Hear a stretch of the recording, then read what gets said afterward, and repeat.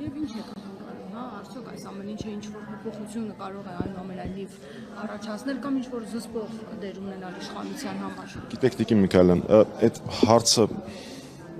Կամ առասարակ դեպքերն առանց հասկացել եմ, այդ հարցը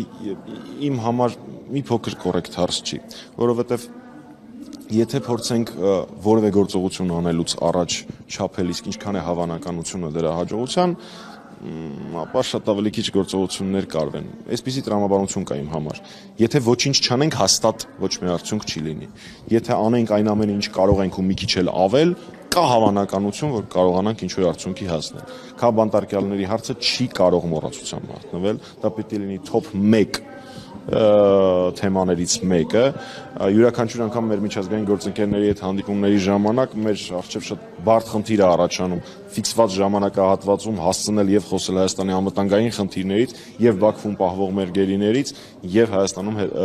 քաբանտարկյալների եւ առհասարակ ժողովրդավարության հետընթացի մասին կետերից։ Ինչ որ մի կերպ դա մեզ հույս ունեմ, որ հաջողվում է։ Ուստի ձեր հարցին պատասխանելով, անկախ նրանից, թե օրինակ այս ինտերվյուից ինչքան օգուտ կլինի կամ այս լսումից ինչքան օգուտ կլինի կամ այսինչ նամակից ինչքան օգուտ կլինի, դա պիտի անել եւ անել ուժերի ներածի չափով ու մի քիչ էլ դրանից ավել, որովհետև մենք դա պարտական ենք նորից կրկնեմ առաջին հերթին մեր պայքարի ընկերների նկատմամբ, հատ-առհատ անունները չթվարկեմ, նորից եմ ասում, իրանցից յուրաքանչյուրի փոխարեն կարող էր լինել ընդդիմադիրներից ցանկացածը,